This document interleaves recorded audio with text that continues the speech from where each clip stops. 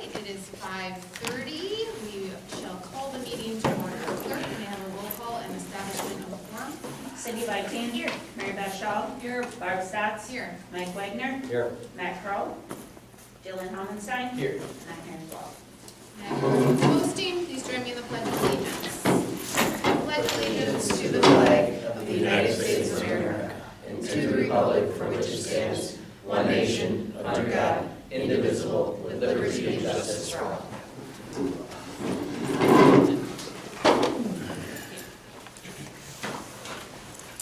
All right, do I have a motion to approve the agenda? Second.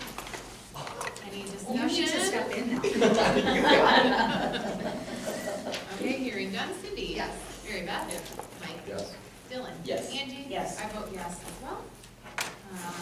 No public input tonight, so we will move right into our district business superintendent search workshop with Mike Ritchie from Hazard Young Atia Associates. Mike, are you with us? Yes. Super. Drinking water. All right, we're gonna shift chairs here so we can, some of us can see the screen. And you're free to start. Okay, thanks. Can you hear me okay? Oh, yes. Okay, great. So, good evening, everyone, and thanks for having me join your meeting tonight. So, the district leadership profile report is complete, and I just want to point out a few highlights. I'm not going to take a lot of your time. You can kind of read through it. I just want to talk to you about the format and I guess the procedures that we use to come up with what you see in the report. So, as you know, we did a number of different focus groups across your district. We focused on three main questions. What are the strengths of the school district? What are the challenges? And then what characteristics are you looking for in your next superintendent? And so we did meet with a number of different groups. You can see those different groups on your screen. In total, we had 78 participants. We also did interview the individual board members as well. So we had 11 focus groups and then 5 board interviews. This just is basically a description of the district, which was the same as the posting. And then you can go to your website for more information. So what we look for is we look for common themes. And so what you're going to see is 5 or 6 strengths and 5 or 6 challenges. These came up in multiple focus group meetings. So the big one was, for strength, the location and size of your district and the community's support. That came up in every single focus group. So very proud of the community, very proud of the school district, just the right size, very personable, and nothing but glowing comments. At the end of the report, I did bullet point and list the comments that we heard. I left them in there word for word so you can see what people actually said about each of the different areas. Also, as a strength, dedicated staff, students are valued. The employees really care about the district, and it wasn't just about the teachers, it was about the support staff. Anyone that worked in the district is just caring.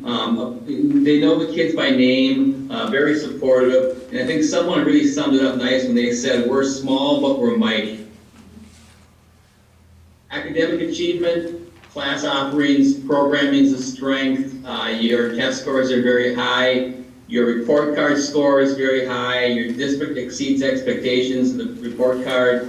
Specific things that were mentioned across the focus groups, a very strong FFA, youth apprenticeship, tech ed, drama.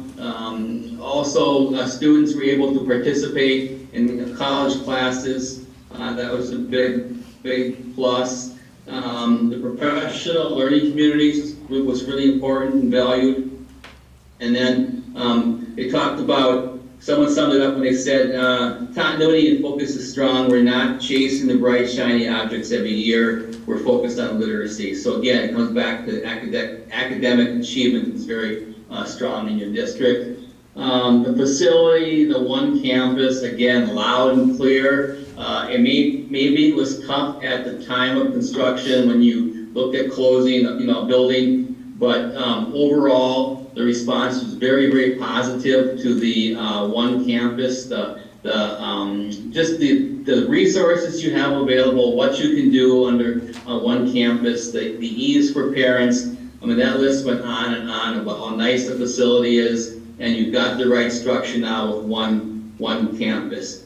Another strength was grow your own scholarship, where you're, as you'll see, the challenge is to retain staff, recruit and retain staff. And this is a great way to try to get your students to stay home once they finish their teaching degree and work for your district. So that came out as a strength as well. So then we get into the challenges, and lack of housing across the district was a challenge. Very hard to find affordable housing within the district, and that's why many staff are forced to live outside your district because there's just no housing available. This came up loud and clear, the pay and benefits piece, and mainly from staff, but it talked about they understand they're not going to be able to keep up with the Middletons and the Veronas. However, where the pay and benefit might be lacking is in the support staff area. And the challenge here is there's businesses that are paying more than school districts. Quick Trip came up, other businesses came up. So for support staff, they have other options other than a school setting, as they can look at some businesses as well. So this is an issue everywhere.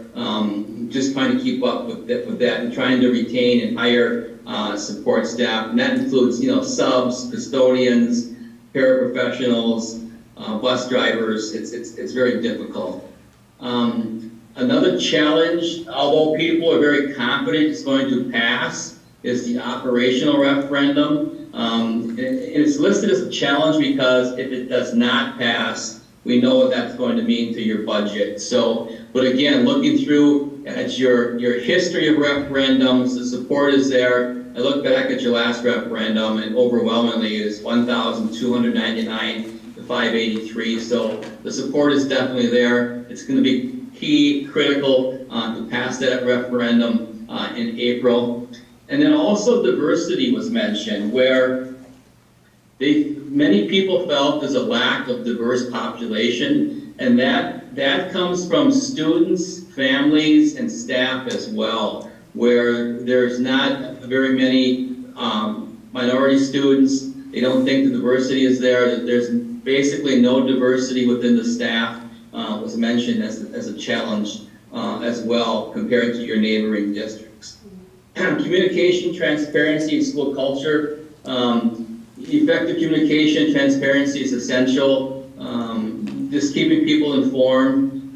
This one wasn't really a bad area, and they said it's better to over communicate and make sure you get the word out, and so people know what's going on. They like the new strategic vision, that was mentioned as well. But then when you look at where there might be a break in communication, I just highlighted a few things here. The one thing that did come out to kind of a negative was I don't want to say professionalism or gossip or from within the high school office.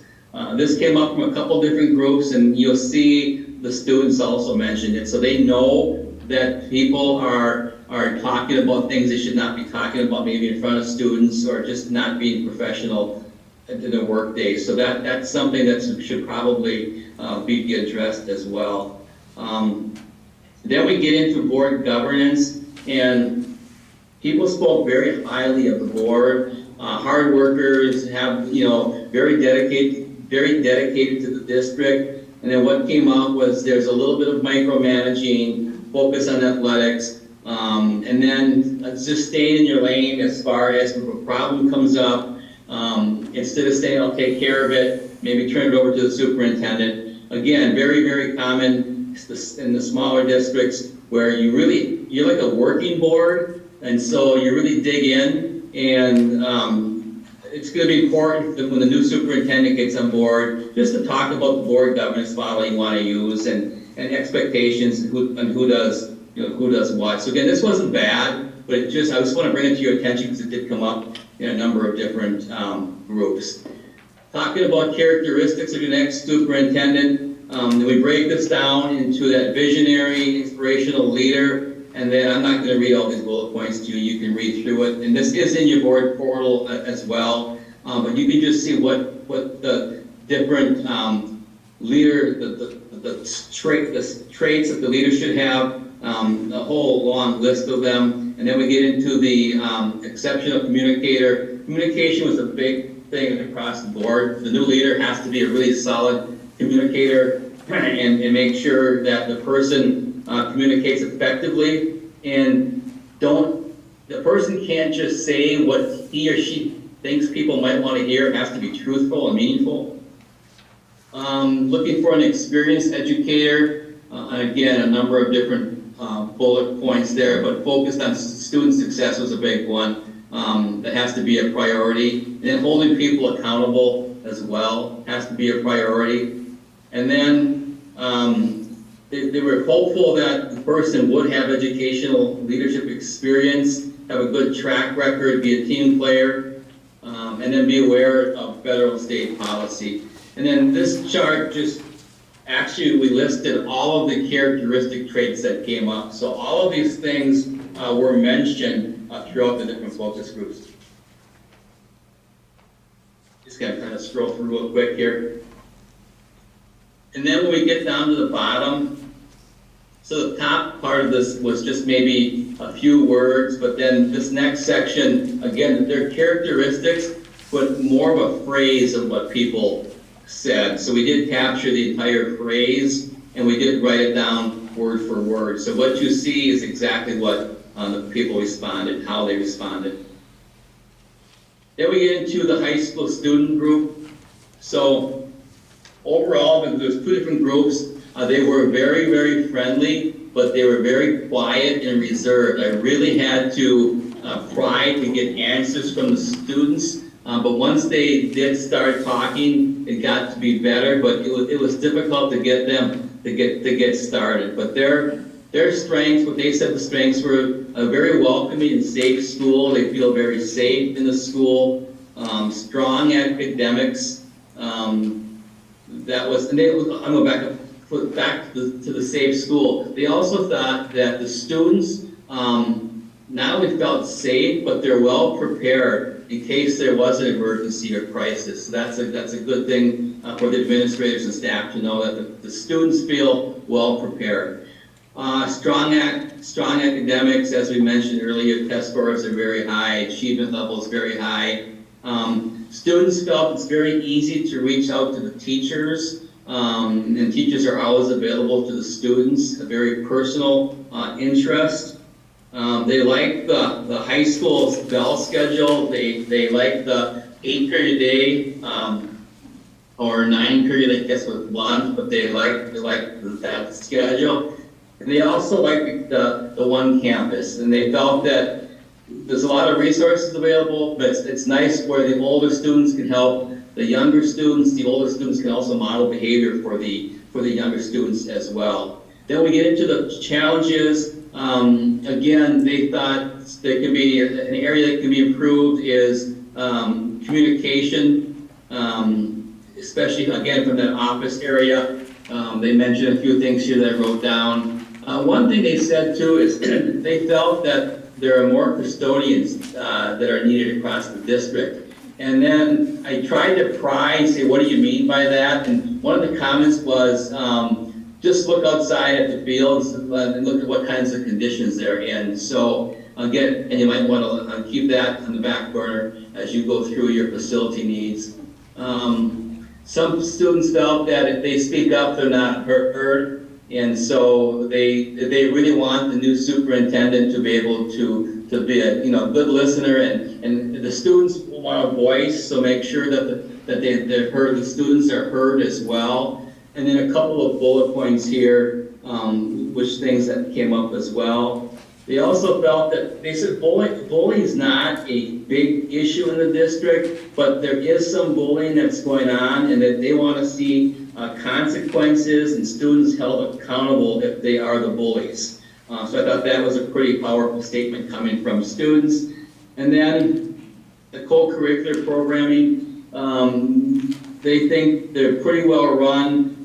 But again, sports is favored over other clubs and activities, and they just wanted you to be aware of that. And then when you get into their characteristics, you can kind of see some of the characteristics that they're looking for in the next superintendent. So that is the report, and if you have any questions, I would be happy to answer your questions.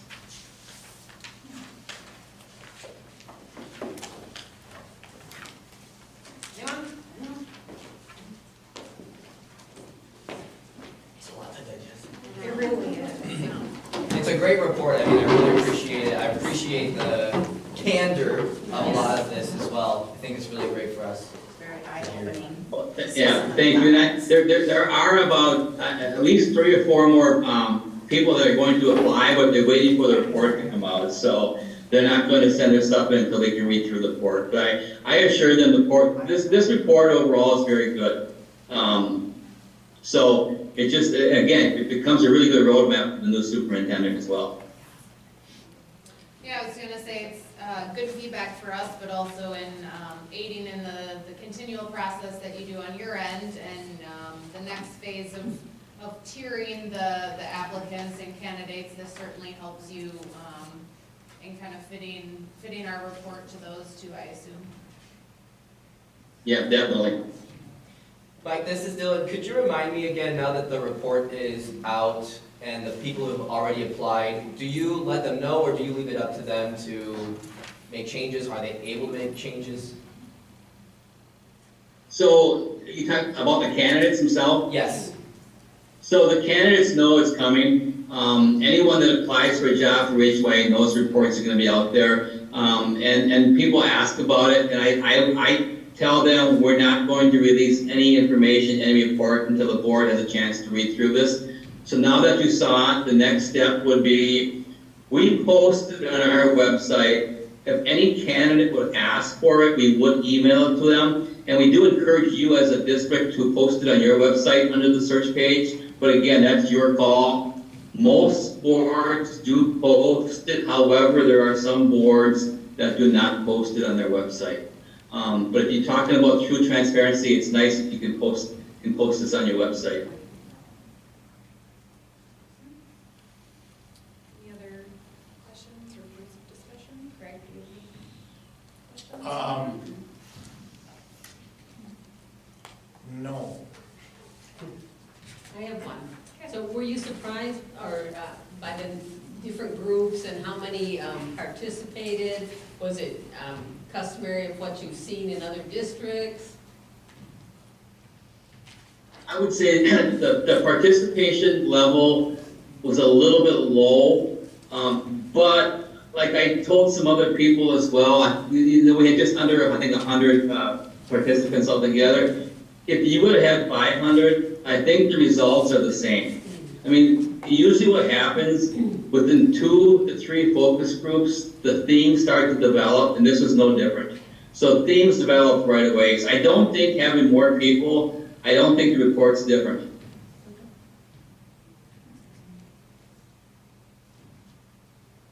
And I think a lot of people took your survey, so you're gonna get some pretty good results from that survey as well. Okay. All right. Thanks, Mike. Thank you. Thanks, Mike. Thank you. Okay, have a great meeting, and then I'll see you in, I think, a couple weeks to present your slate. Okay. Sounds good. And I'll be there in person for that. I was gonna just say the board portal is awesome, and I think that's really valuable to us as we continue to look at that, and it's always exciting to see somebody new on a daily basis. So thanks again for all your work. Yeah, and I would expect over the next 2 weeks, you're gonna see at least another half dozen or so additional applicants. Awesome. That's amazing. Super. Thanks again. All right, have a good meeting. Yep, talk soon. Thank you. Yep, take care. Thank you. Bye.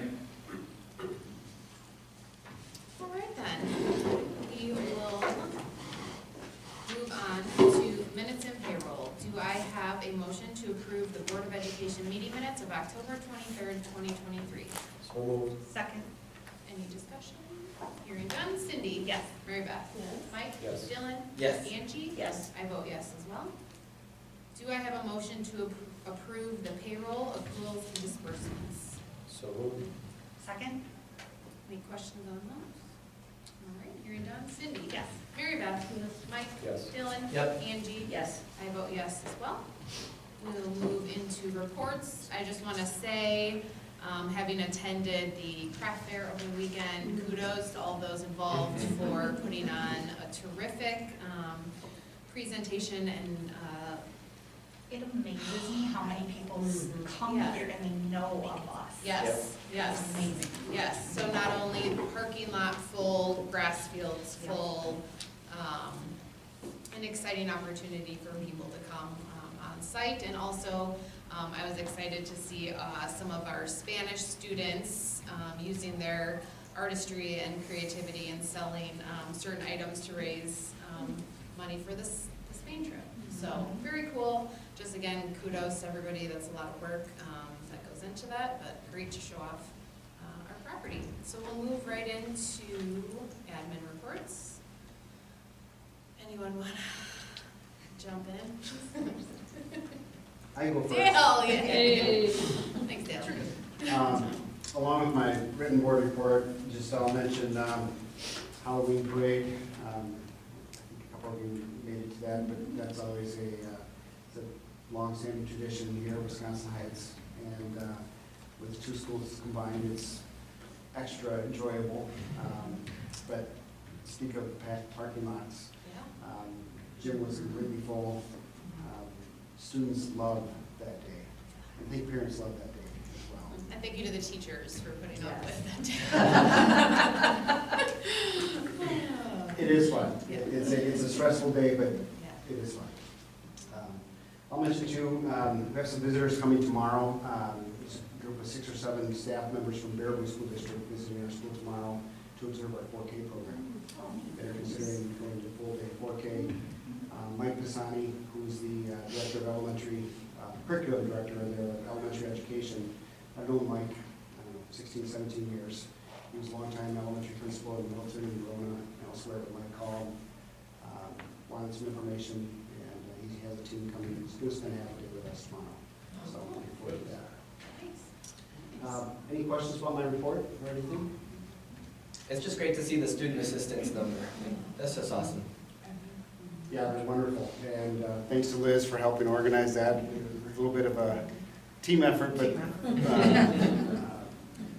no, we're just, they come every day, they have a smile on their face.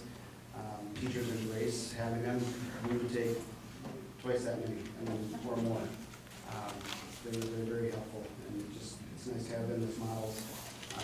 They help out a lot, so.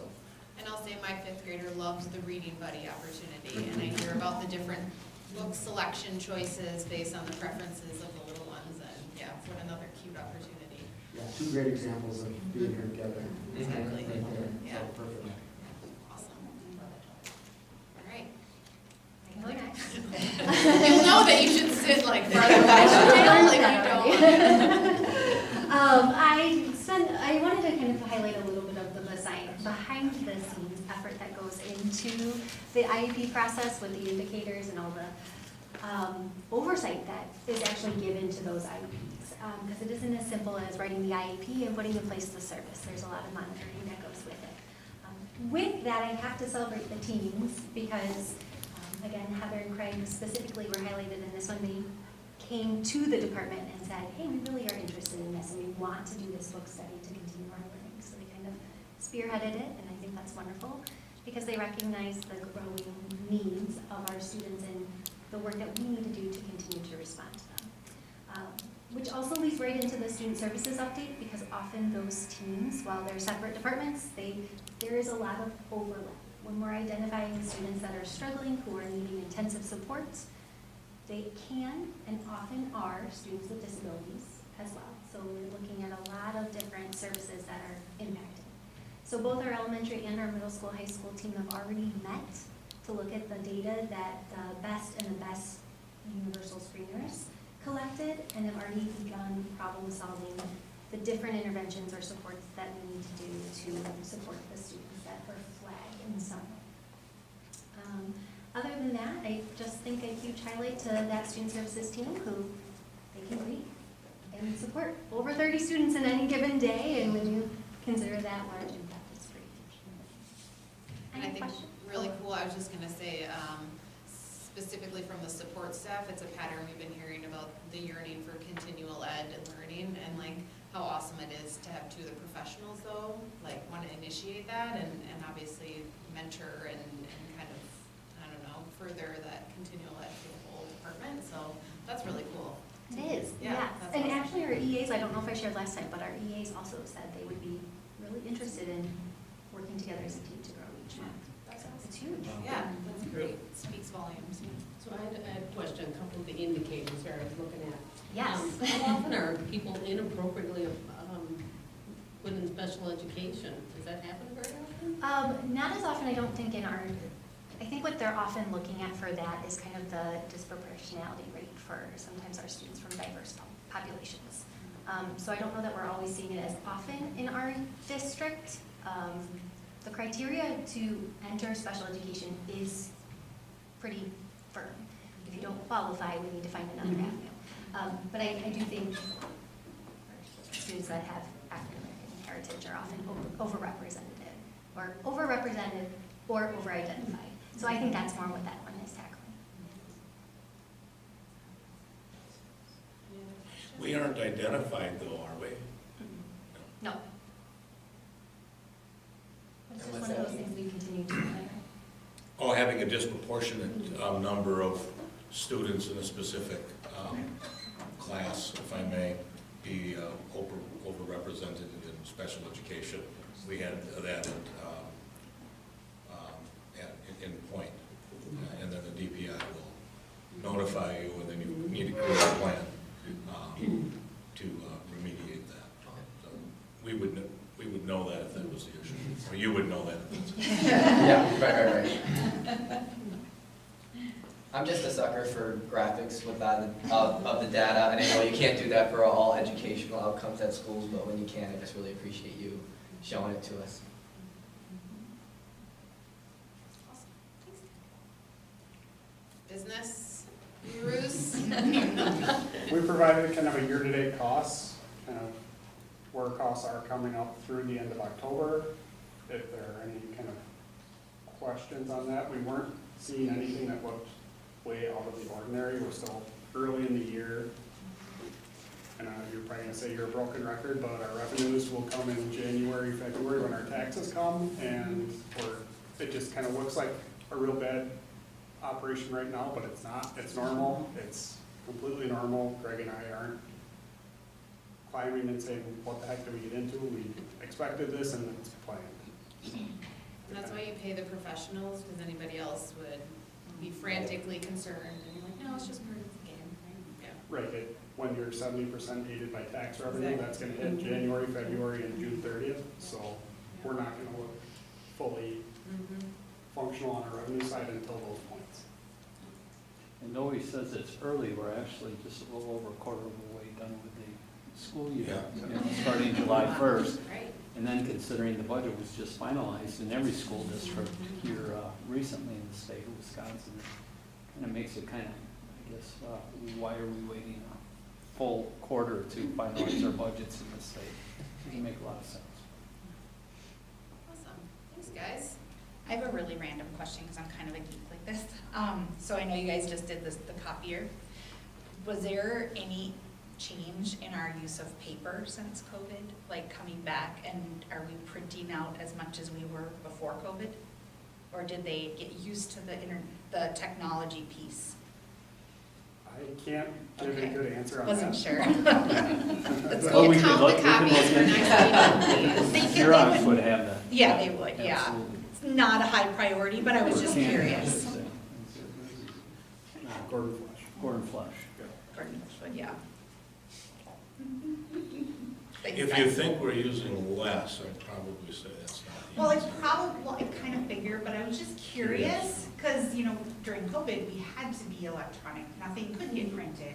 And so, were those practices continued? I mean, it's a cost savings if it is, but We're probably overcompensating because people miss Maybe. papers. We go through that. Yeah, sure. Thanks, guys. Liz? I'll share some data points with you, in particular our ACT, which we are above benchmark in 1, 2, 3 of the subcategories. Can you just speak up a little so people on the show Sure. can hear? So we are above benchmarks in 3 of the 4 subject categories, and we are above the benchmark in the composite for our students. National average on the ACT is 19.1. We are at a 22. So, yeah. And underneath that, you will see the data from the current PSAT and MSQT, which is the National Merit Scholarship Qualifying Test. You can see that our college-going, students who know they're college-going, who took this test, we had 23 who sat for it. It's an optional test, they pay for it, but everyone that takes this test is college-going across the nation. And they know they're going, that's the cohort that tested this. So when you look at our results, you can see that our students who are in that cohort stand up well against other students in the state who view themselves as college-going, and then also in the nation. Okay. We were at 1172 as a combined score, which is 1520 is the max. So we had 1172 as our average. The state average for 10th grade is 1101. For the 11th grade, it's 1129. So a little less than 50 points above the state. And then at the national level, 998 as a 11th grade cohort. So we are significantly outperforming on the state and the national comparison for those students.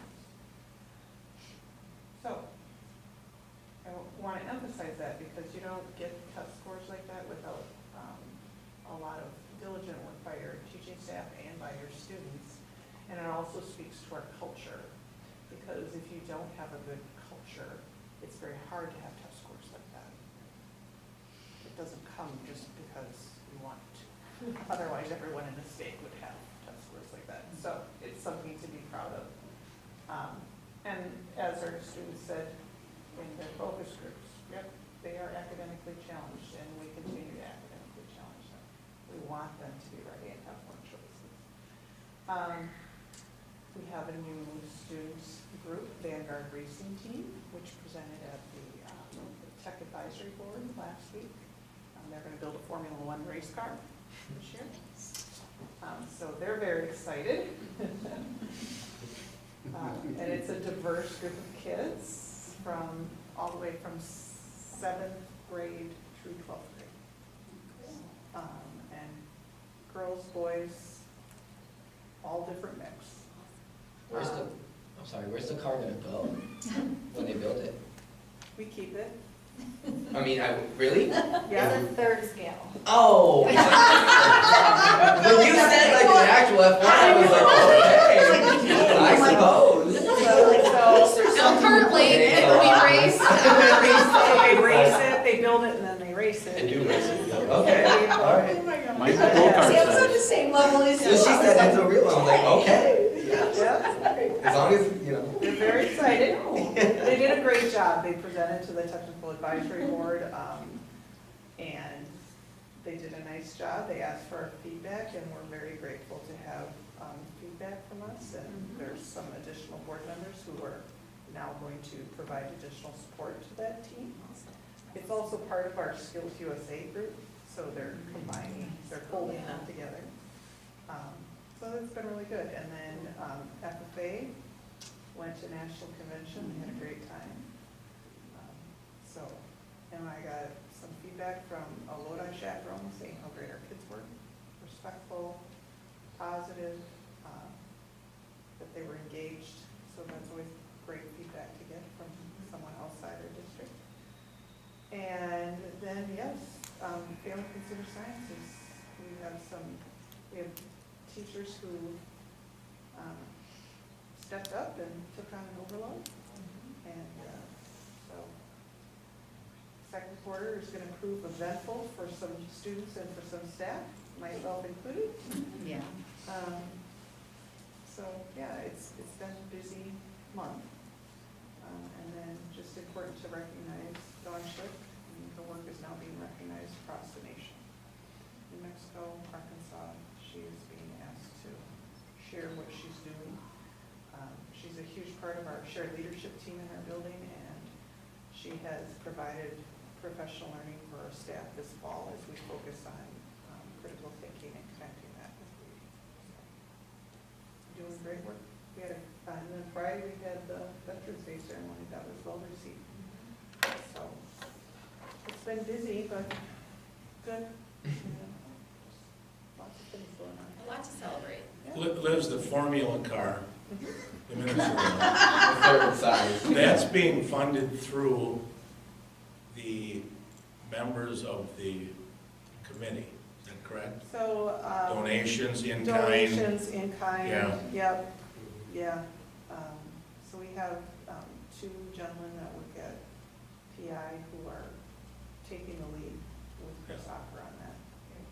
Who have worked with, Middleton's had this team for several years and been successful with it. So now Middleton, they've worked with them and now they're working with us. So, yeah, it's a totally new adventure. But yeah, kids are excited.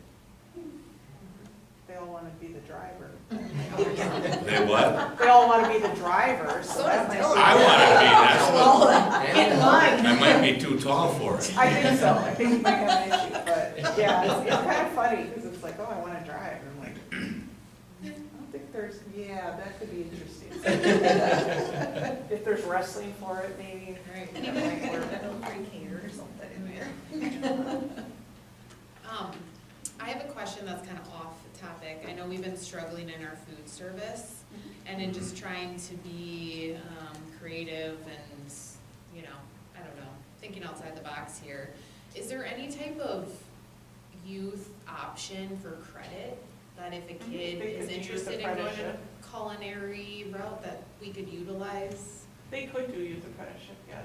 We'd have to, yeah, as the employer, we could hire them. Do we currently employ any students for? Not for culinary. No, I mean, at all, Yeah, for youth apprenticeship? yep, for IT. Oh, sure. But not for culinary. Not- Like, no. we do have a student that works at Old Female and it's their baker.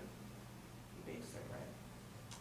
I was just trying to think, I know Sandra's struggling, and so it's Yep. like, if we have any kids that are interested and passionate about that, could we tie it in with our youth option and We credit could, or yeah, we hire? could advertise it as a youth apprenticeship. It's, It would take some work on figuring out what it looked like, obviously, but. yeah, I don't know if it would be doable for second semester, potentially for next year, but I don't know about like second semester. Might be a big ask. The issue is that they have to have so many hours to get the youth apprenticeship certificate, and they would never be able to get that many hours just working part-time during the week. Gotcha. So we would need one of our IT They- to switch into food service. They wouldn't get enough hours just part-time during the week. No. So 'cause they're you have to working on have- weekends too. You have to have 450 hours a year, and they wouldn't have any summer hours. So they work during the summer and then typically. Yeah, so most of them are, the bulk of their hours come during summer, as Cindy was saying, that's where they're getting the bulk of their hours. Because like our IT person only gets between 8 and 12 hours a week. And that's for a paid opportunity. Correct. Yeah. So is there any option for just strictly credit? Like, Back in my day. Youth apprenticeship functions on the idea that it's credit and pay. You don't Okay. donate your services. Like, kids are expected to be paid. The wage laws, Correct. So, yeah. you can't just grant them credit and employ them. Okay. We tried. I mean, no, we've talked about that as an admin team previously, Yeah. about, Oh, you can work around. well, it depends on, if you're not granting credit, then yes, you can employ them. But like youth apprenticeship works on a dual system, employment plus credit. Because like some schools will have students with disabilities who work as their dishwasher or have a certain task within the kitchen. And that typically through transition and Department of Rehabilitation, DDR. But we haven't had anyone that's done that. But we've had like students who, I know through Department of Vocational Rehabilitation, were working at restaurants, washing dishes, that, you know, that was their paid placement, but they also had coaching from Department of Vocational Rehabilitation, and then we provided coaching through their IEP. So that's typically how that works. So students that are in YA, serving as a teller at a bank, for example, they're getting the majority of those hours, or many of them, on weekends. They usually are Summer. always working the drive-through on Saturdays. Yeah. And then they're scheduled like 2 o'clock in the afternoon, like 2 to 6, Yeah. those peak times, because the regular, like, the student that we had that worked at, it used to be Monona Bank in Cross Plains. Lake Ridge. And he worked from 2 in the afternoon until 6 every day. He was like their standard person for that. The other thing that has to happen with youth apprenticeship is they have to take a course in the discipline concurrently to support their learning in the area. Thank you. Thank you. Just as a side note, I was listening to the conversation, and sometimes we overlook our adult special needs population for employment as well, so we may want to reach out to some of those folks like you were just mentioning. We did reach out to the Martin Center a couple of times. Yeah. Have we?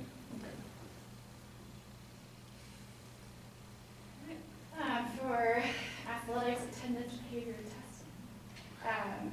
So last week, I went to the Wisconsin Athletic Directors Association at the 2-day, 2.5-day conference, and just at the Kalahari last couple of days, and this was a really great way to get connected with other athletic directors and hear what they have done. We have some really great speakers that come in, just kind of talk about best practices, focus on leadership, connection, growth.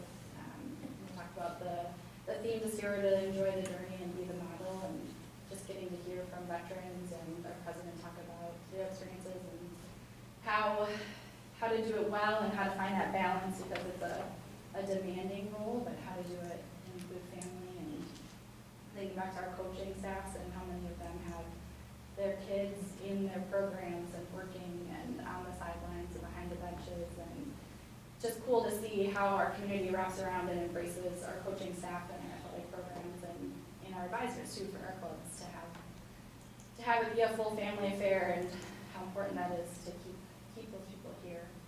And attendance and behavior, like Kelly mentioned and Liz mentioned, really our special education staff has had some trials in Q1, and the amount of hours and brain power that the team has put together to come up with really creative ideas for our kids to make their education the best thing for them.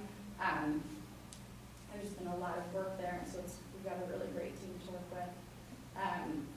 I know that Liz is going to talk more about how our fall testing went, but we tested all of our juniors in 2 days, which never happens to have everybody show up. And just thankful for our staff to be flexible with their classes and scheduling and rescheduling as things come up, or it takes us an hour to get all the kids online because we're in a problem with the filter or something. And so it's really, testing is all hands on deck, no matter if they are the teachers in the room testing the kids or they're modifying their daily lessons.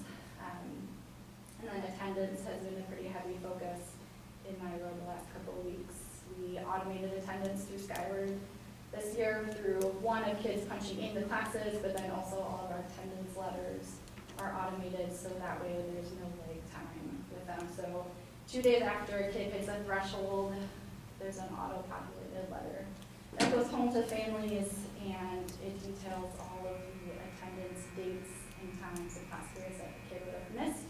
So that way there's really great transparency between families and schools, so we know where kids are at and what they're missing. So they have 4 different letters. By the time they get to the 4th one, that sparks a mandatory meeting between our student services team, parents, and then we kind of start to triage, like, what are we going to do to fix this? And that's at the 10 days of unexcused, which per the state has become habitually truant. So those processes, we've had a couple of kids get that 10-day mark, so those planning meetings are in various processes and steps, but yeah, our kids have had really good attendance for the first quarter, so that's been good to see, and how they're taking ownership of their attendance and checking in, and so it's been a positive change here for our kids and families. Families have appreciated just getting those communications soon. A lot of it for the first ones is teaching of how to send in your attendance information, right? Like, my chart messages are great, you don't need to call, right? And most of some of it is easier for parents. Teams and clubs, it's in a lull right now. Middle school boys is about halfway through the season because they only have 8 games based on how middle school sports is set up in our area. High school boys started today. High school girls started last week for basketball, and high school girls started for scrimmage this past weekend where they went up and played soccer. And then, like I said, boys started today. Our co-ops, our brand new co-op with soccer, with wrestling is underway, so that is exciting to see. We have a couple kids participating in that. And then Boys Swim is getting started as well. Student Council has been really going bonkers lately. Thanks to Bev for running middle school student council and Craig as well. They held costume contests. They are doing some different fundraising opportunities and just have some really exciting future endeavors coming up. And then on our high school end, because we have not only our class officers participating in student council, but there's also their at-large representatives. So we can have anybody who wants to be in student council. We don't have to have an officer position to do that. They've had good attendance there. The remainder of the day, they're rotating it through the day so the kids aren't missing the same classes. It's not just at once. So they're getting that started, and then have some conferences that they're going to go to soon. And then upcoming events. Basketball is going to start to really take off. I worked with Meg Warren, who's in charge of youth basketball. Countless phone calls and emails back and forth, but basically our gyms will be in use from high school, middle school until 6, and then at 6 o'clock we kind of turn over the keys, and then it's youth sports that are rocking until about 8:30 or 9 o'clock. So there will be somebody doing something in some of the gyms at every point, every day now until March. So it is quite the puzzle, but thankful for a lot of people who put their heads together to make that work, and youth basketball is going to run. They've got their own calendar kind of embedded within ours to make changes easier for them, so hopefully that will help with our communication there. So, and then at the bottom you can see some fun costumes for kids that participate. Yeah. When you mentioned working with the high school spec ed staff, are those same conversations happening at the middle school, or do you have different initiatives kind of separately, or? Similar conversations, but different. So there's different types of behavior needs and academic needs in the middle school versus the high school. It just kind of depends on the day. And then with the positive attendance tracking, does Tardies fit in with the automated system too, where parents? Yeah, so we spent quarter one focusing on getting to class and being in class. There's a Target portal that will come with it. We have to add in a setup in the office with a separate computer kiosk and then printer, so we're working with IT to make sure that the setup goes along with all of our confidential procedures that we need to follow. But that will be something we'll get instated here shortly. Just need a solid 2 hours to do it. That has to happen. But that's in the works for them to be able to track parties just as precisely as Ms. Towers. Especially from a parent's standpoint, if they get it automated, I mean, that just helps everybody's cause. Yes. Full transparency, here's the data. Super. Anything else? There was one thing in the Hazard Young and Atia report talking about students feeling like they wanted more say. And I know in our bylaws, at least the last time I looked, we do have the board say we welcome a student representative. And I know that with, we have some wonderful people for middle school and high school student councils now.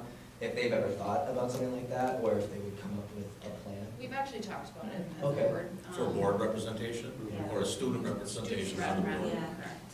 So we've talked, a few times in the past years. I think logistically, it just takes some talking of what it looks like, what our expectations are, but we've certainly talked about it before, so it's not out of the realm of possibility. Yeah. But I thought of that too right away when I. Yeah. heard that. I'm like, oh. Ideally, you would get a sophomore to serve 3 years, and then to get consistency, if you have a student, and I've had a number of districts with students, if it's a new student every year, you really kind of, there's so much to pick up on. But it's, I don't know if it's, a number of districts do have students. Now, obviously, they're limited to voting. Right. Well, I mean, would we even during our report out by the admin, we open it up to, anyway, it's already been a conversation. Anything else? All right. Thanks. Oh, we always worry about you. You do. Yes, our solar project is underway. Got an email from Burke today, coordinating with the electrical company to pour some concrete pads, and it's really now contingent on what the winter looks like, but it'll be done by the end of the school year. It depends on the weather in terms of what gets done this fall, winter, or next spring. I met with Megan Houghton, who I believe is on. Is she with us? Hi, Megan. There she is. You can talk. Oh, you can just say hi. You there, Megan? Yes, I'm here. Okay. I'm here. We met a couple weeks ago with Kelly and a couple of staff members regarding a project that was started certainly last year, if not a little earlier, related to a communication system for our playground, outside space for our special needs students. There was a fundraising effort a year ago. The monies were there to create the, for the materials. It's really simply an issue of where do we locate it, and then installation, which I indicated the school district certainly can be responsible for that. So they're in the process right now, Megan is, in terms of putting that, revisiting where that money could come from, and then designing it and then sharing it with the board. It's not a very expensive venture, depending on which direction you go in. And of course, that opened up to some larger conversations about, the playground itself, and flow, and potentially putting a rubberized surface, which is to the advantage of all students and whatnot. So Megan's got the go-ahead to come up with a design, bring it forward, and then we'll talk exactly what that would cost the district. I can tell you this, based on the costs that we talked about, it's extremely limited, unless they come in with a Taj Mahal, and of course the conversation will change. But the thoughts is, in terms of what they're trying to accomplish, is pretty cool. Giving all kids the ability to communicate outside. Yeah, great. And I And think it sparked conversation for future talks and having maybe a committee of sorts that can offer insight and perspectives Yeah, on those kind of things that may get overlooked that you kind of. anytime there's, issues of playgrounds and schools I've talked about my entire career, Greg, you probably have too, who's gonna pay for them? And typically when you build a new school, you build the playground with the new school. And that's then in competition. This is a different district. Now, you used to have 2 elementary. Some districts have many elementaries, so now you got the new school with the new up-to-date playground. What about our old beat-up playground on the other side of town? Well, you guys can fundraise for that. Well, so you just wrestle with that stuff. Playgrounds, I think we would all agree, are very important for our kids, but we often do miss some things when it comes to those items or those issues in terms of making it as accessible as we can for all students. And not necessarily just students that have a disability, it's all students. These rubberized systems that are, now granted, you're gonna pay more for them. That's good for every kid that falls off the bars, bounces off the ground. So, Routinely. but in the meantime, we will we'll work towards, I'll continue with Kelly to work with Megan to come up with that plan, and then work with, inform the board, and then work with Bill in terms of Dale, where should this go, and then installation, but obviously the installation will be a spring project. I'm working with Dale and Bill on our punch list for the building. It's close. There are still some flooring items that, quite frankly, they're items that have been around for the last couple of years, and it's replacement, and there's warranties, and there's maybe this carpet's now not it might be out of stock, so we're still trying to work out some fine lines there, and then put completion to that. Anything for me? Awesome. Thank you. Thanks, Greg. We will move right along to our committee discussions, and our focal topic tonight is intercurriculum committee, and we have a presentation on our state report card assessment data. Yeah. Yeah. 6:30. Oh. Yeah, So okay. can somebody else Yeah, write I this can until I get back? Yeah, no problem. Marv, I should be okay. I think You know, she's gonna ask me. Oh, okay. I'll just sit here, just. Because I already made it over. Got it committed. Well, as you recall, first meeting in November last year, gave this report. So this is actually last school year's data. So our state report card embargoed until tomorrow. So the state has announced it will be, that was the same last year. So as we go through this, this is just the scale, how they rate schools. You can see where we want to be, and our goal every year is to hit that 83. We want to be significantly exceeds expectations across the board. That is our goal. We've had conversations of that. District overview, we'll start there. Just you can see our student groups and the different categories are listed there for you. I'm not going to read through, I'm going to click through this pretty quickly. You can see the numbers, I'll just highlight some things. If you have questions, please interrupt me and we can talk. Our district report card, I'll focus on the district with a little bit of, I'll sprinkle in some of the building level data as well, but for the most part, most of the detail will be at the district level. Our overall score was 78.5. I think that matches our highest score that we've had as a district. And you can see the priority areas or how they weight the score, achievement, growth, target group outcomes, and then on track for graduation. There, those categories are broken out a little bit.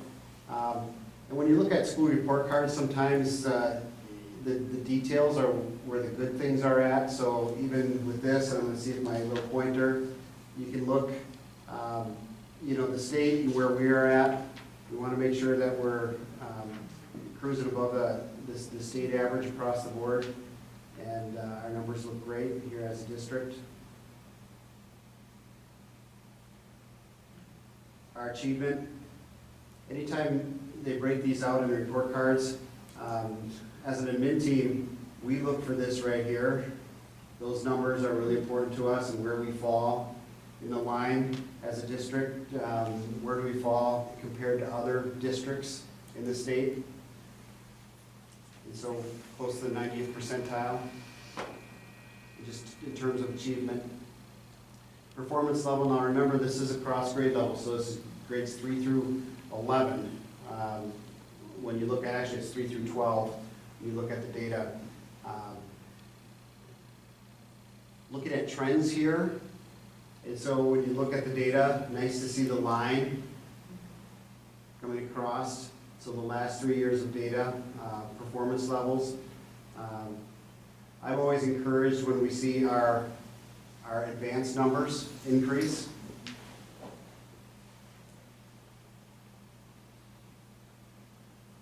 Our growth as a district, again, almost the 96th percentile.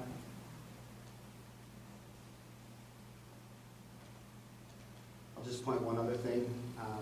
Growth, math continues to be a strength for us. If you look on the bottom here, where we're at.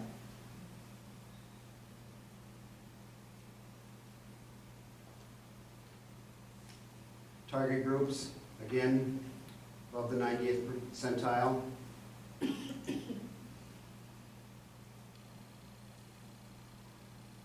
you tell me what target groups mean? I'm sorry. Sure, that would be our students, minority students, special education, economically disadvantaged EL students. Okay. Those are all groups that typically, fall. If we go back to earlier in the slide, they actually break them out. Sorry, I'm going to click backwards now, so I'll slow us down. I apologize. Here's our student groups. Kind of highlights them there.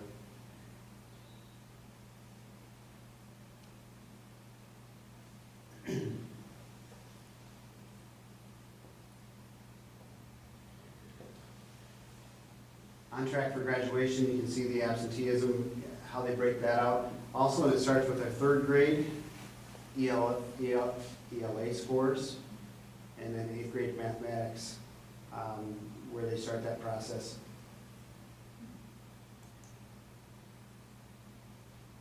Interesting, no elementary school report card this year. We have a new school. All state report cards, you need 3 years of data, because a number of the numbers of the percentages, they use 3 years of data to come up with that. We're starting over, so we will have our next 3 years, we will have an alternative rating. So even technically, they're not. Correct. Interesting, they're at a new location. Correct, but it is a brand new school, Elementary versus. and so I suppose. Wow. we'll see a little elementary data here in a minute. But middle school report card.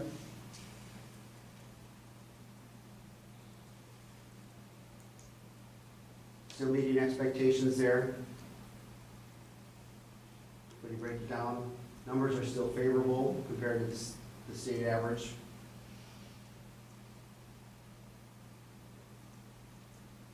I'll just back up. Our middle school too, we do have some of those target groups. Our numbers are higher in those grade levels. And that's where our numbers come out. High school report card, that 88 there, that significantly exceeds expectations. And Liz mentioned it earlier, we really should pause there. That's a gigantic number. I was gonna look, I can't remember when they first came out with school report cards. I've not seen a number that high. Just haven't. Just so kudos to everyone. Yeah, round of applause, yes, I think that deserves one, yeah. Well, and kudos to Liz and her staff at the high school level. But I always say too, and our kids mentioned it in the superintendent report, when our kids need to perform, or when the time comes, they're ready. And that's a team effort as they go through. And our students recognize when they need to step up and it's time for them to take care of business, we have them ready for that. And so I appreciate that. It's really nice to see that come through. Dale, can I interrupt? Yes. I mean, and you can stay on that slide. So when I was reading through it, kind of looks like our elementary score is high, middle school is a little lower, and then it jumps back up for high school. Is that a function of the weights? Is it a function of classes and what they've gone through with COVID? You know? Like the transition maybe from Yeah. elementary to Simple middle answer is school to- yes. All of the I above. think truthfully, it's a combination of that. And for us, our size, you know, there's a lot of great things having our small numbers. But 4 or 5 kids at a grade level can make a huge difference. Sure. So it can be really fragile. So you have 4 or 5 students that move from proficient to basic, that can really hit your numbers. So to maintain what we've done, Yeah. you know, takes an enormous amount of work and effort, and it really, because it can turn pretty quickly with just, you know, 5, 6 kids in a grade, when you're just looking at 50 kids. You think about that. And there's only the 3 classes in middle school. Correct. So that makes sense. Yeah.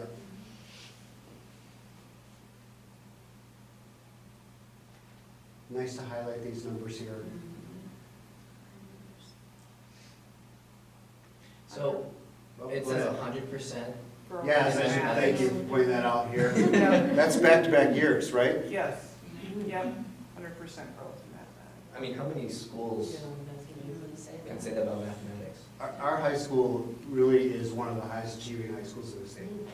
It is. That's just a fact. The last 2 years, we've shown that. Yeah, and it doesn't happen by accident. It's Right. a lot of work. So on I a have lot a of question. people's I'm parts. sorry. I No, didn't it's mean to okay. I was gonna ask about, so the achievement score for English language arts is higher than mathematics. And then if you go back to where it was kind of the stacked bar That was the graph. district. Oh, okay. This is just the high school. That Gotcha. was the district number that I showed before, right? Yep. Yep, Yep. okay. Yeah, thanks for catching that. I should have pointed that out. Yeah, But that's back-to-back years. So we did that in 21, 22 as well, at 100% growth in math. So every single student in the high school. grew, Wow. yep. They not only grew a year, so there's another chart that we don't have included in here that shows, The it median shows how score, much right? growth, yeah, the vertical line. Yeah. So like, it's a scale from 0, I think, up to 5. A 3 is a year's growth in a year's time, which is average, that's what you want for every kid, okay? When you look at the high school report card in math, every subgroup is above the 3. So we're getting more than a year's growth for every kid in math. Wow. She's talking about the value added. The value lines. added measure, And so typical growth would be a a 3. 3. Um, We're like between 4.2 and 4.6, depending on what the category is. So we're getting tremendous growth, more than a year's growth from our students in mathematics. Our lowest number in that category, and I'll just hold it up, but you can see it here, there's a number, our lowest number is 3.9, highest number, we're just under 6. Yeah, Like the lowest for a group or the lowest for a student? the lowest for a group. Okay. So we're getting more than a year's growth for the lowest group. Wow. That's crazy. And then when you look at the reading language arts, we are above 3 in every area except for students with disabilities. Correct. And that's where we need, that's where we're. As a district, you're talking. As a district, yep. Well, and even, yeah, I mean, when we look at it, our kids are growing, but we need to figure out why our students with disabilities aren't growing as much in the literacy area. And it's no one's fault. Like, I keep trying to that's what I repeat, is like, okay, so either we're all responsible or no one's responsible. Because it's everyone working together, right? So, and it's not limited to our school, it's a statewide issue, and it's nationwide also, that there's this gap with students with disabilities. And it doesn't mean that everyone's a terrible person or any of that. It simply means that we haven't figured out what's the key. So you have to wrap your arms around it and be able to, like, just look critically at what we're doing and how do we help them, and how do we make sure that they're growing as much as our other students. And it's a hard issue. That subgroup as well, so when we're looking at growth areas, you know, we want to hit that number 3. Our students with disability district-wide is at 2.7. So we're in the ballpark, but our other groups, as Liz said, we're at 4.5 to 5.5 in most other areas. And so that number really sticks out to us. But if you look at it compared statewide, We're making significant gains. So like the work we have been doing has changed the trajectory for students with disabilities, but we need to do something, just, there's a tweak in there that we have to figure out where's the glitch? Sure. And how do we tweak it so that those students push and they get past it? Do you have any like initial takeaways when you see like the middle school subgroup score in the 60s, and then you have such a high achieving number that, you know, close to 90 in the high school, just like an initial? So the cohort that's moving, so the state report cards are based on 3 years of data. So the cohort that's moving through, that has moved through the middle school in the last, and now the leading edge of it is in the high school. Yep. They're currently sophomores. Has a large students with disabilities population within it. And so that's again why we have to look at, okay, how do we help those students move? I think also, one of the things that is to our advantage is, like with the ACT, you can look at old ACTs, you can look at how their questions are written, what they're testing on. The state's forward exam, there is not that transparency. And so, like, we were disappointed middle school with our results this last spring, because when we did the iReady, which is our internal screener, it was predicting that our forward scores were gonna be high, and it didn't hold true. So we do have questions about, okay, well, how is that test written? You know, is it, you know, what's the disconnect? Because on other tests, large scale measures, we don't necessarily see the same results as we do on the forward. So what is going on there? Do we still utilize an interventionist at the middle school level? So we use more, we have tried to improve more like the general education environment and improve instruction in regular ed, which is why like the focus on reading has been so important, because that's what lifts all kids.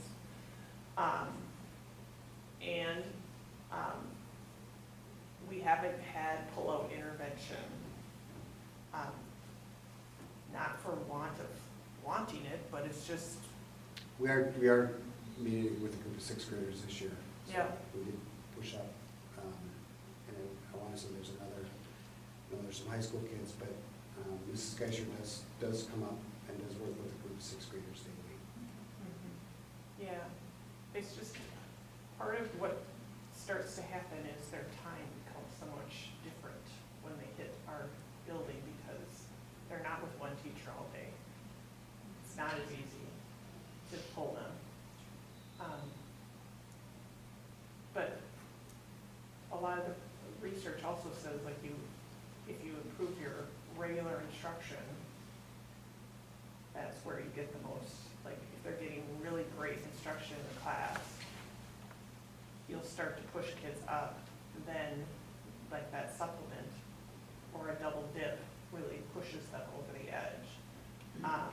What I think too, and I don't know, Bill, if you would agree with me on this, with the math scores, we instituted math labs 6 through 10. And I think that's made a huge difference, For sure. because they're getting a double dip in math for like 5 years. It's an intervention strategy of sorts. Yeah, it is. So like, but to make that decision at the middle school means that kids will not get the elective wheel. So do you not have kids in the elective wheel so that they can get a double dip in reading? No? Yes, now you know. I mean, those are the choices they make, or they don't get music.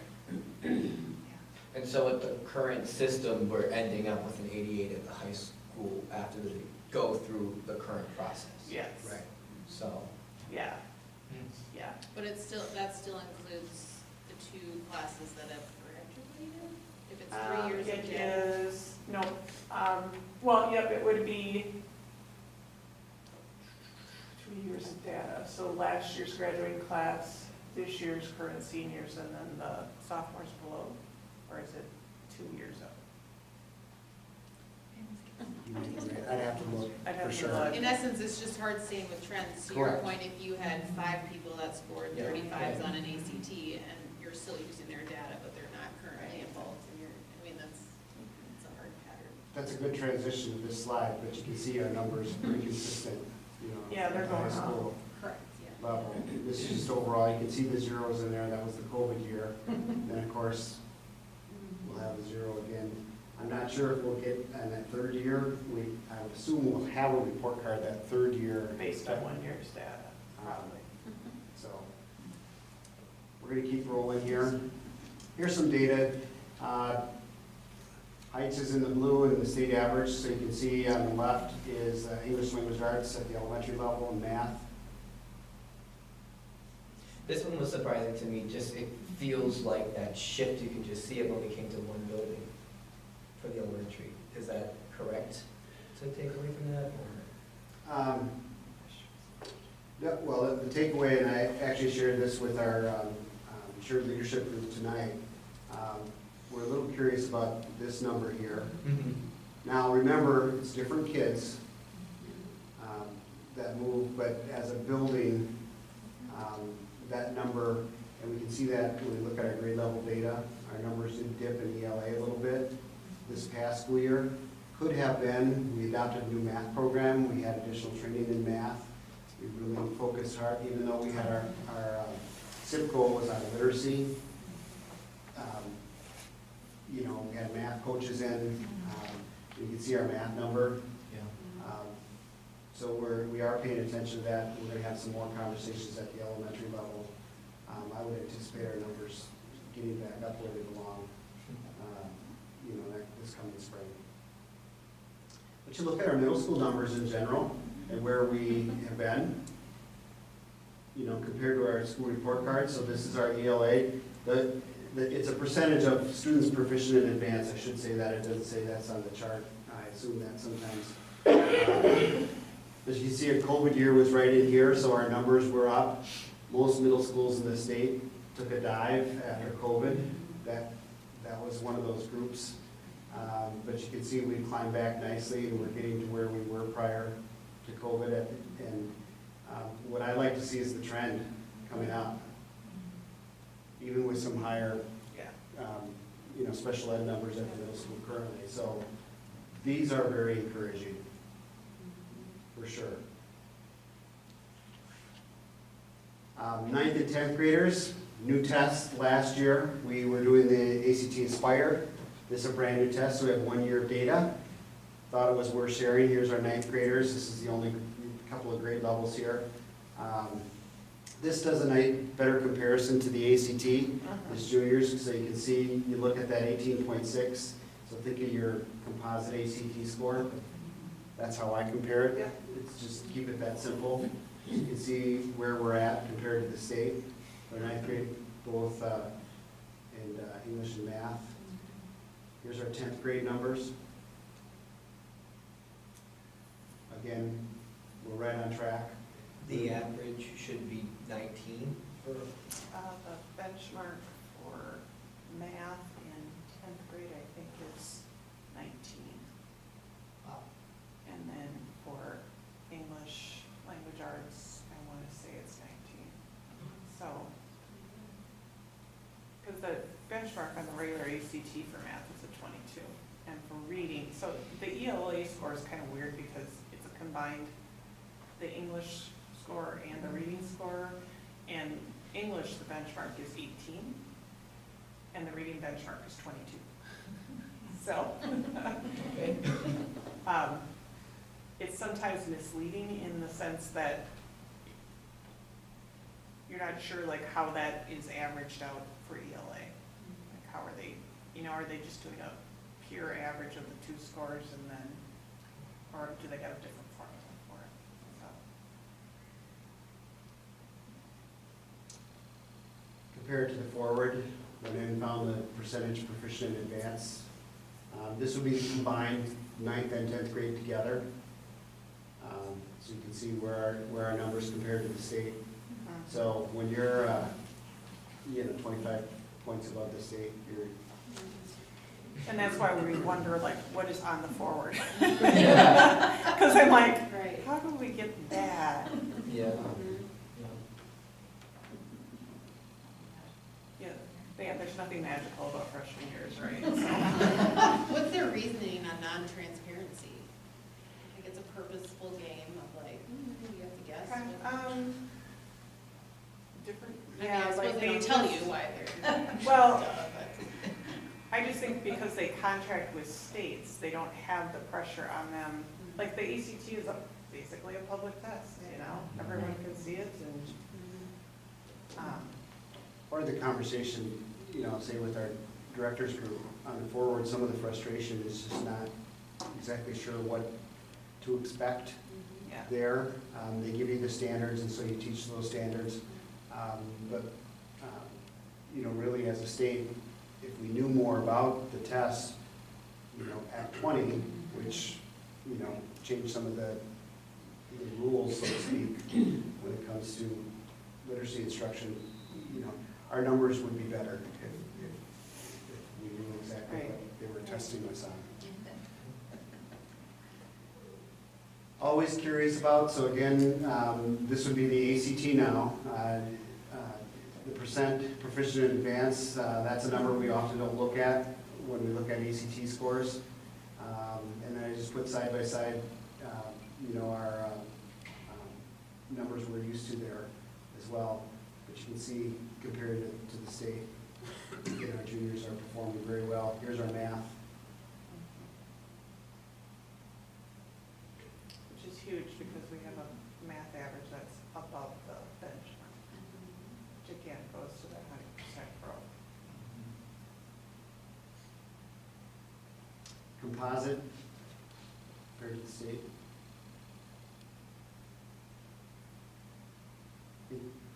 Liz, is that the number you had? I feel like they changed the number on us last time I They looked. changed the number. So like I took my data out of WISE. I did earlier, and this is the number that's in WISE now. Okay. So I'm not sure. Who knows? Like I looked at the It's in the cohort ballpark there. because when I looked at, because I thought for a minute that it was, so the number in the ACT portal looks a little bit different than it does in WISE. Right. The ACT portal is lower, but the ACT portal also has all the scores from when they tested. So it's not just that March date. Does that make sense? Yep. So, yeah. So just highlight, again, our academic achievement, just comparing to where we were the year before. Achievement has gone up, our growth has gone up. Overall data is just trending upward, across grade levels in schools. And then highlight the high school. We're really proud of their numbers in 21, 22. But again, that 88, that's impressive. And you can see the achievement and the target group outcomes at the high school level, almost hitting that 100% across the board, which is great. Questions? Yeah, so we had that little middle school dip during COVID for the math. I mean, it went pretty low, right? Is there any anecdotal stuff coming from like the high school teachers saying that, or did they automatically pick up? Are they having to do some remedial work to bring these kids up to speed, or is everything going well as they advance into high I think school? with our. 'Cause they would be in high school now. Yep, they're in high school now. We have, I think the math lab has really changed the dynamic, and plus we also are using Master Math, which is aligned to the ACT. So like they're getting practice on the mathematics that they need to know, and they're getting additional support, coaching, pre-teaching for those students that have struggled. So I haven't seen the fall numbers on pre-ACT yet for math, but I anticipate that they're coming up. I think that dip, I mean, you're learning math online. And there wasn't really lab at that point because it was just the direct instruction for the. Didn't I hear you say, Dale, when you went through the dip in the middle school, that it also reflected the dip in the middle school at the state level? Yeah, It did, yes. yeah. You have numbers plummeted. That It was common throughout the Correct. state. Well, not only the state, the nation, Which makes sense. they all Yes. dropped. The state did it that way, it seems to make sense how, you know, we kind of follow that same pattern. The thing is, we didn't dip as low as others. Right. Which is huge. Exactly. It could have been much worse. Yes, it people. could have been way worse. But, I mean, that's the trajectory. Yeah, and the fact that they started coming back up again, I mean, it would be really concerning if they kind of stayed flat or even, you know, dip down a little bit further, but the fact that it's making that trajectory back up is, you know, very pleasing to see, so. Yeah, we're watching it, not panicking. We put some things in place. Liz has done some things specifically at the middle school level, some of the work done, Slick is doing with the teachers there. But when we look at the kids and our numbers overall, we're in a good spot. And yes, we would like to see them 88 across the board, you know, if you look at the school report card, but I don't think we're in a position where we're panicking at all. I think our trajectory is moving where we want it to be. I think that's fair. I would agree, yeah. Well, thank you, guys. It seems, I don't know, a cheesy round of applause, or like how we can convey like a Right. celebration of that magnitude, because those scores are outstanding. And to your point, admin staff challenging the kids, it's everybody, so a lot to celebrate, and thank you for all the work you do and continue to do. I've been soup in 7 districts and never had an opportunity to talk about scores this high, so. And I didn't have anything to do with it. That won't go on your resume. So. All right, we will move right along to 7.1. Do I have a motion to approve a donation of lumber with an approximate value of $3,000 to the Tech Ed Department from Bo Andrews? So moved. Second. Thanks, Bo. Any additional questions, comments? Appreciate it. Yeah. Cindy? Yes. Mary Beth? Yes. Mike? Yes. Dylan? Yep. Angie? Yes. I vote yes as well. 8.1 is a course approval. And there was one question. Do we, on an annual basis, approve course offerings in general? Liz, do you know? Like, Once they're in the course catalog, no. correct. So it's just a change in, Yep, either removal of a course Yep. or addition of a course. Yep. Do we anticipate other additions? I put out a call for new course proposals, Okay. and I only received one. And do you know if currently we have the business ed? We right now, Programming we teed put up? the offerings from Wisconsin Virtual School Okay. and from Madison College Okay. for business ed. Okay, We would have to have a business ed teacher on board correct. if we were gonna have business ed offerings on campus, particularly since it depends on if they have more of a business background or a marketing background, Okay. because it impacts what they can teach. Right, okay. So this particular action is to approve And this will be for the 2024-2025 school year. And I'm very excited about this, Right? you know? I get very excited, but you know, construction is. You just want to coach the kids. Well, basically, but no, I will just say that, so, one of my kids took Intro to Manufacturing, and you know what, it was a good course, but he really didn't find it like too much into like the construction base, which is kind of what he thought it would be, so, you know, seeing the way that they're gonna kind of redo this, I think is gonna be a little bit more beneficial. I think it might get kids to, you know, when you say Intro to Manufacturing, it's kind of like, you know, what's that? I'll give it a go, I'll try. Yeah, so I think, you know, those that are definitely interested in the trades, you know, this is definitely gonna be, I think, a much better, you know, just better use of their time, I think, in so many words. But yeah, so I'm very excited that, you know, this is kind of cheap. Yes, it is, it definitely is, and, yeah, so I'm. Awesome. I know, like I said, you know, we're in the youth apprenticeship program now, so bring them on. Every week I email Ms. Hauser, I'm like, anybody else interested? All right, hearing done then, Cindy? Yes. Mary Beth? Yes. Mike? Yes. Dylan? Yes. Angie? Yes. And I vote yes as well. And 9.1, do we have a motion to approve the copier lease renewal from Gordon Flesh? So moved. Second. Only if they give us a report on our. Right. Right. How we can do better at, you know, sending things. Which they will definitely not be transparent. Right. Yeah. Well, you can scan it and, you know, send it that way too, so their machines could still get used. That's true. All right, hearing done then, Cindy? Yes. Mary Beth? Yes. Mike? Yes. Dylan? Yes. Angie? Yes. I vote yes as well. Do I have a motion to approve 10.1 and 10.2? So moved. Second. Sorry, Nice to I don't see hear you. spit it out, I was like. Nice to see some new hires, and I believe, don't quote me, but does that put us up to being full in our support staff? All except a Full? food service. Correct, I know, but EAs. Yes, yes.